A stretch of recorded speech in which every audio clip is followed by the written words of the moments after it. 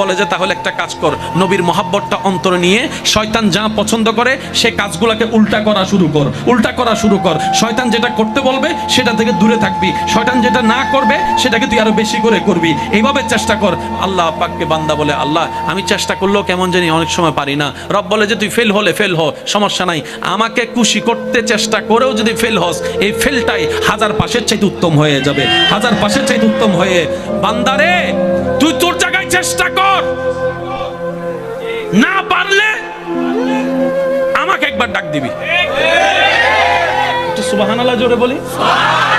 বান্দা তোর চেষ্টা তুই কর শয়তানকে হারানোর, না পারলে আমাকে একবার ডাক দিবি। আল্লাহ কিভাবে ডাক দিব তোমাকে? রব বলে যে তুই যখন পারবি না তখন বলবি আউযু বিল্লাহি মিনাশ শাইতানির রাজিম, আউযু বিল্লাহি মিনাশ শাইতানির রাজিম, আউযু বিল্লাহি মিনাশ শাইতানির রাজিম। বান্দারে তুই মনে মনে একবার বলবি আউযু বিল্লাহি মিনাশ শাইতানির রাজিম। তুই যখন পারবি না তখন আমাকে ডাক দিবি, আমি দেখি, তারপর আমি সাহায্য করব না।